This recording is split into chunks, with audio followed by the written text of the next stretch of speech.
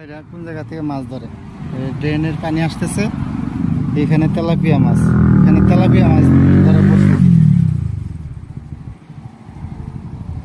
তিনজন বসি ফেলায় নিয়ে বয়ে রয়েছে। এই যে অল্প পানি, কিন্তু এটা কিন্তু খাল, একটা নদীর ছোটোখাটো একটা খাল। এই এলাকার সব ড্রেনের পানি এই খাল দিয়ে যাওয়ার জন্য বা বৃষ্টির পানি নামার জন্য, শহরের বৃষ্টির পানি নামার জন্য কৃত্রিমভাবে তৈরি করা খাল। এই যে দুই পাশে দেখেন পাকা বেড়া, কৃত্রিমভাবে তৈরি করা, যাতে বৃষ্টির পানিতে শহরে জলবদ্ধতার সৃষ্টি না হয়, সেই জন্য তৈরি করা খাল।